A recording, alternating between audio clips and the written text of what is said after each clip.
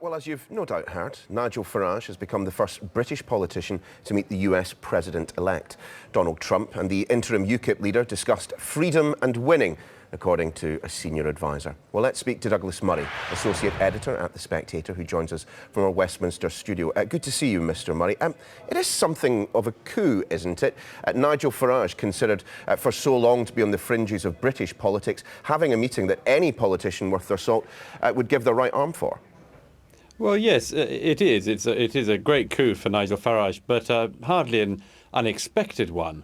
Throughout Donald Trump's campaign, and certainly in recent months, Nigel Farage has actually put himself front and centre. He's spoken at Donald Trump rallies. He's rallied for Trump, and it's inevitable, I suppose, that somebody who had showed Mr. Trump such support would be favoured with an early meeting. It's also not at all surprising, is it, that that Mr. Trump may feel differently about people who were very vocal the other way in this election. All political leaders and all successful political leaders reward people who have been loyal to them and don't reward people who haven't. And so this country finds itself in a rather curious position, doesn't it? Certainly, and of course, perhaps not just the first British politician, according to Raheem Kassam, the first politician to have a sit-down meeting with Donald Trump, all of which does rather flag up the fact that, as we've heard over the past few days, that perhaps our diplomats don't enjoy quite as close a relationship with Team Trump as they might well do. Oh, yes, I think that's certainly the case. And this country, by the way, has been, and our politicians have been, quite amazingly undiplomatic in these regards. There are all sorts of criticisms to make about Mr. Trump, and there are all sorts of criticisms to make about his rival for the presidency, Hillary Clinton.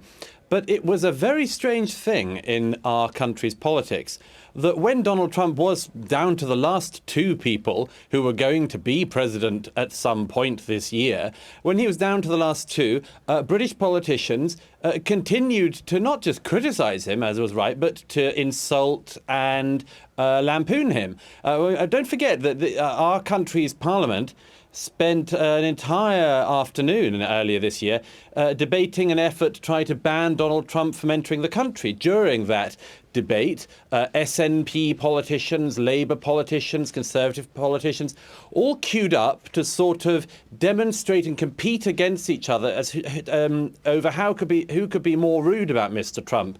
SNP politicians described him as just an idiot. Things like that. Really high-flown debate, really worthwhile discussion, really good use of our taxpayer money to have a debate like that. Our politicians seemed to delight in this. They thought they got so many points on social media from thinking up the rudest insult of, as I say, somebody who was one of the only two people who was going to become president of the United States this year. And looking back at that, it strikes me that a lot of people should be thinking a bit about their approach.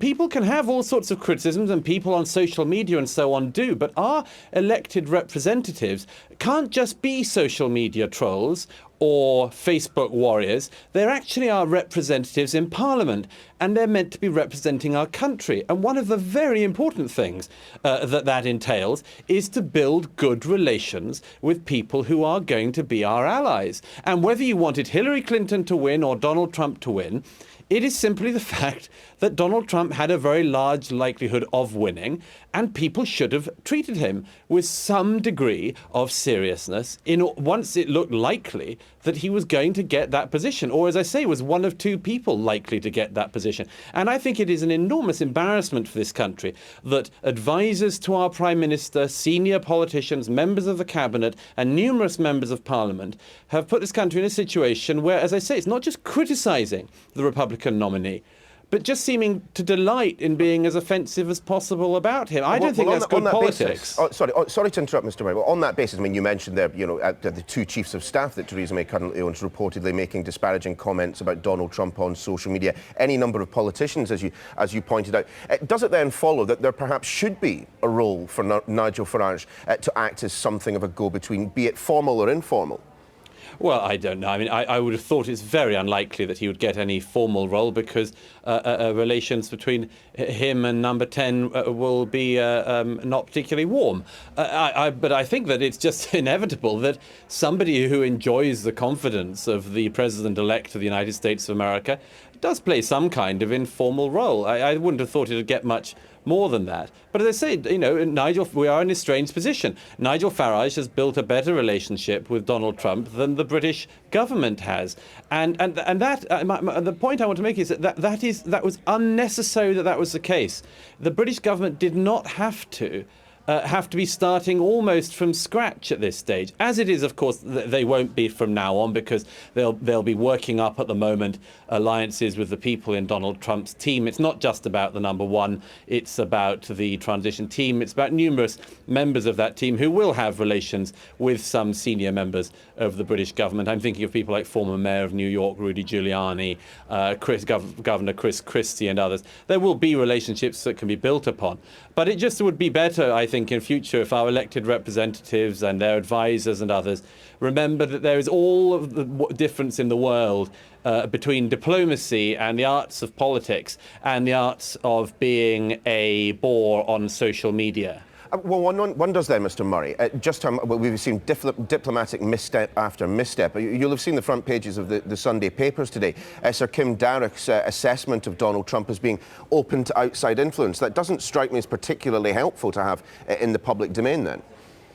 No, I mean, there are all sorts of things like this going on. If you just look, I mean, if you look through the American newspapers today, the ones that were backing Clinton are still being as sore as possible, and people who've been critics of Donald Trump are still being as sore as possible. The Scottish First Minister continues to seem to be as sore as possible. Alex Salmond, the same thing.